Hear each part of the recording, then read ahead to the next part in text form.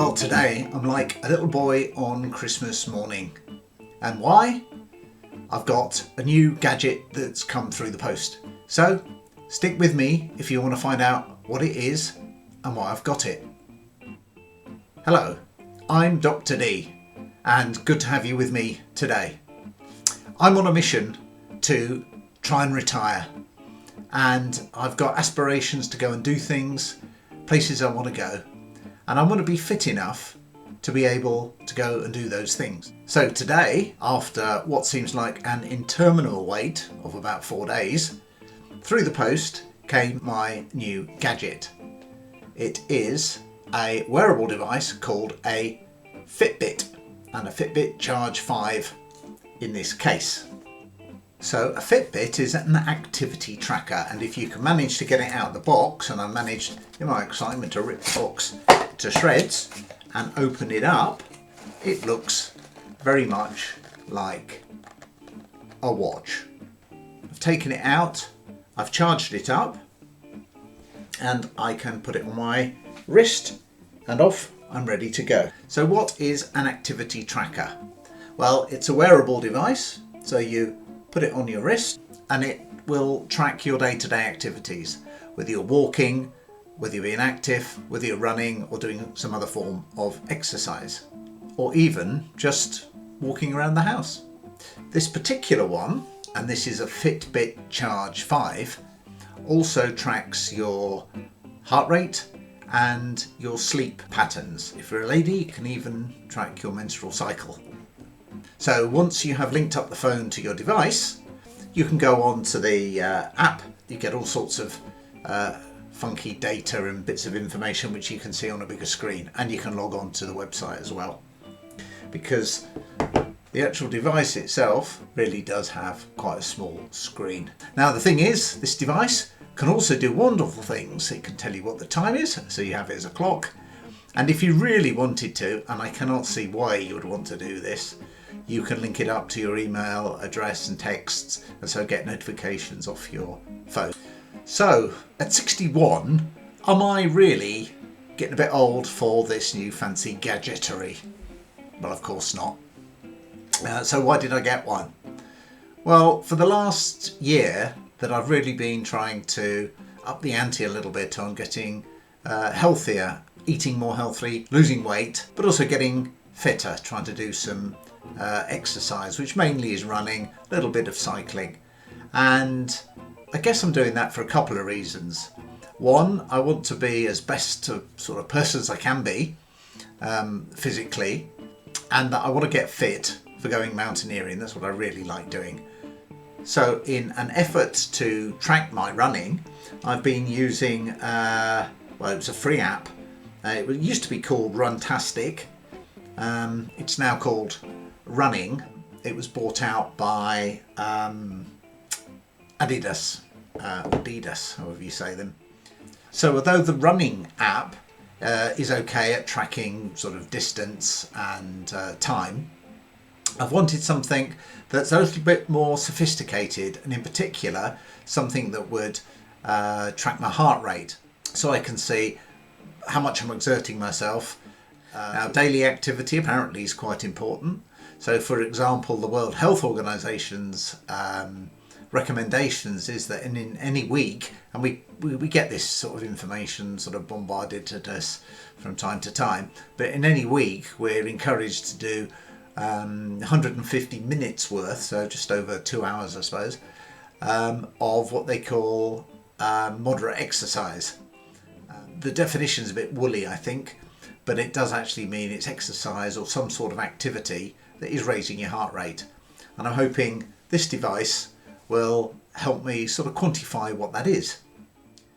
The other thing that attracted me to the Charge 5 was that it's got a GPS tracker in it, so that when I'm out running or hiking, it's going to hopefully track my distance fairly accurately. But enough of me sitting indoors talking about it. I was so excited when it came. One of the first things that I did was get out and give it a go in practice. And this is what I found.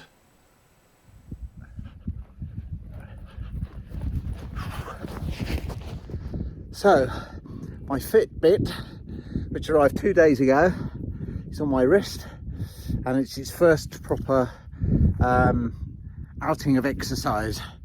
I've spent the last day pretty much in the car, a bit of a visit to a site I had to go to and a lot of driving.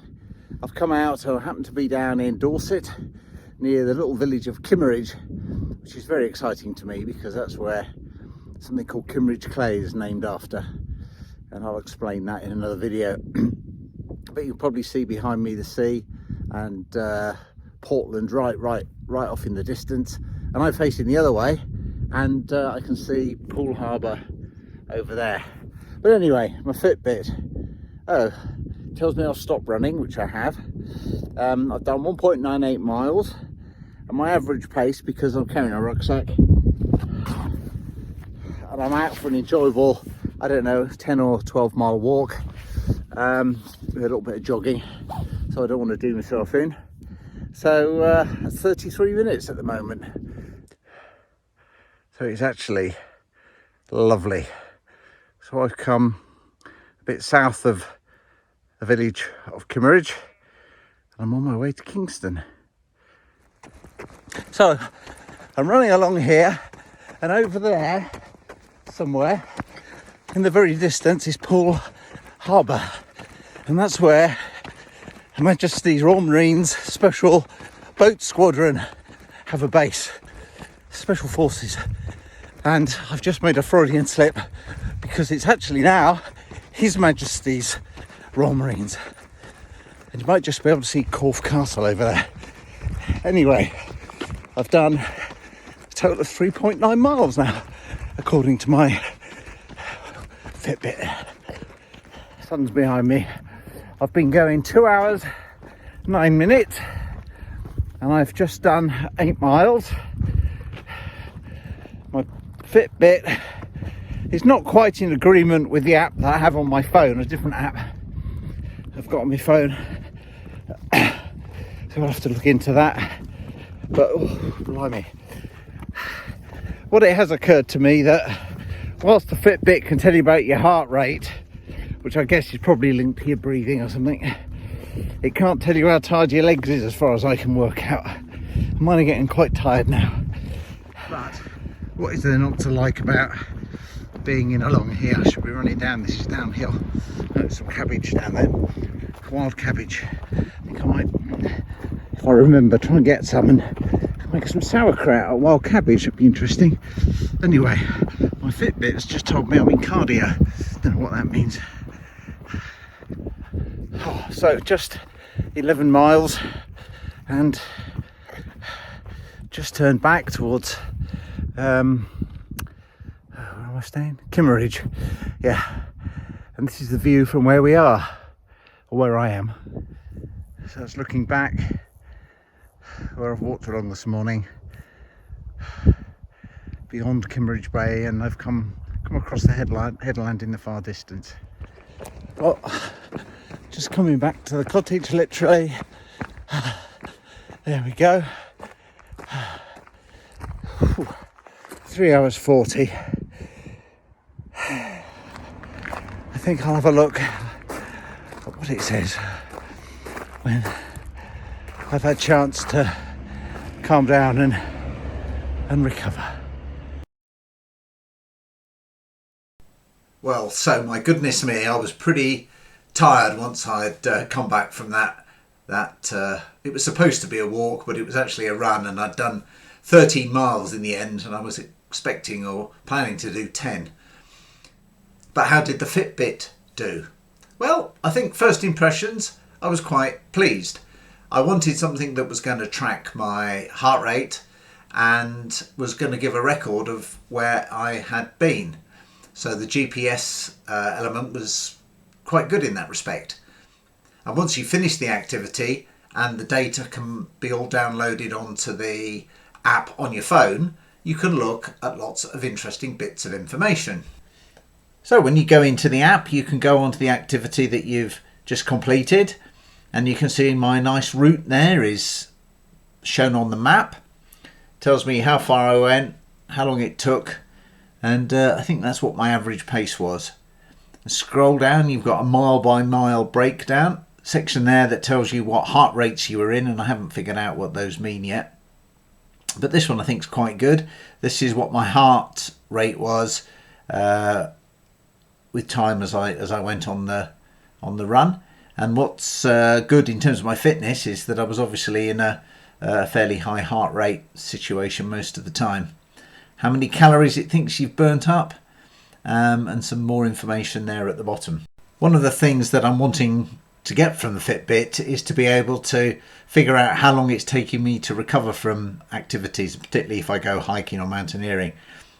And I'm recording this a couple of days after I finished the run, so we've got a whole day's worth of heartbeat data here. This is when I was asleep before I went running, and then got up, went from my run, which is this area here, had a bit of time of recuperation, and then went for a walk down to the beach, bit of time on the beach, walk back.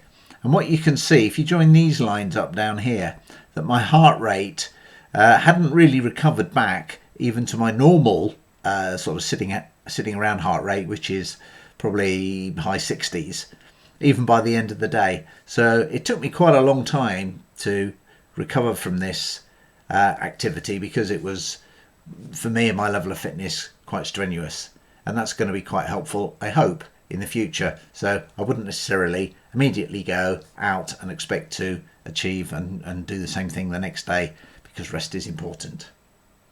So, what do I think? Well, all in all, I like it.